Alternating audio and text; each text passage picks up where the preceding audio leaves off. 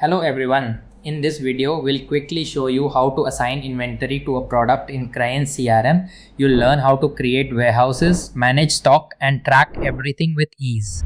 This is the login panel of Krayin CRM. Simply provide your credentials, email address, and password and click on sign in. This is the complete dashboard of Krayin CRM. To create and assign inventory to a product, navigate to the Settings tab. Under Settings, click on Warehouse.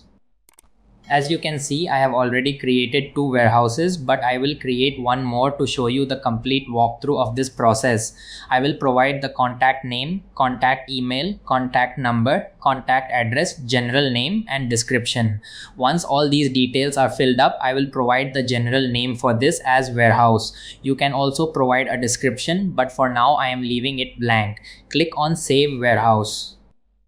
If an error occurs, it usually means the email is already taken, so just change it and update the number.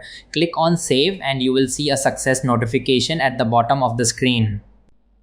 Next, go to the Action tab and click on the View icon. Here we need to provide the location for this inventory. Click on Location, then click Add Location, provide the name of the location and click Save. For example, I selected Gazipur.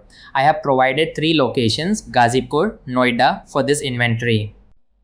Now go to the product section. As you can see, I have already created a product, a winter scarf, and the stock allocation on hand is displayed. I will now create a new product. Enter the product name, SKU, price, and quantity, then click Save Product. As you can see, the stock allocation on hand is not displayed here yet. To achieve this, go to the Action section, click on the View icon, and then go to Inventory. All the inventory is displayed here. Since I recently created a warehouse, I will select that warehouse from the location list. I will provide the location that was created previously, set the in-stock quantity as 1000 and the allocated quantity as 500. Then click Save. You can assign multiple locations to the same inventory. For example, I will add another location, Gazipur. I will provide the in-stock quantity and the allocated quantity, then click Save. You can assign multiple inventories to the same product. For instance, you can add the Delhi warehouse as well and provide the location for the Delhi warehouse such as Noida with in-stock set as 200 and allocated as 200. Click Save. Now you can see that multiple inventories and their locations are assigned and the complete flow is displayed here. Go back to the product page and you will see that the stock allocation on hand is displayed.